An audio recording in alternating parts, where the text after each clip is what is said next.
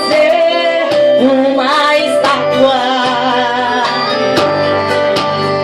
querendo o seu nome exaltar. A todos, quando ouvirem o som da buzina, dobrem o joelho, é ordem, tem que executar. Mas três crentes não quiseram se dobrar.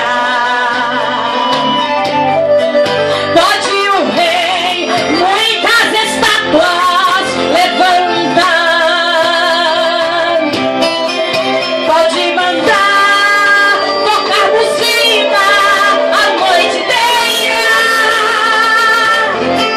Perante estátua, crente não vai se curvar. E aquele rei mandou tocar todas as buzinas novamente, mas só que eles diziam: ninguém se curva, nós somos crentes. Então o rei enfureceu e logo lhe deu ordem: acenda o fogo, vamos a ele jogar, e 7 vezes mais podem as chamas aumentarem. Então o rei mandou jogar os 3 jovens dentro do fogo, e a multidão olhando fez grande alvoroço. Lá na fornalha os 3 jovens foram parar. 7 vezes mais, e o fogo da fornalha estava aquecido, e a grande multidão parada esperando ouvir os gritos de Sadraque, Mesaque e Abednego dentro daquela fornalha. De repente o rei parou, olhou bem dentro do fogo e perguntou aos seus servos: quantos eu mandei jogar dentro do fogo? E os seus servos respondendo disse: jogamos 3, ó rei. O rei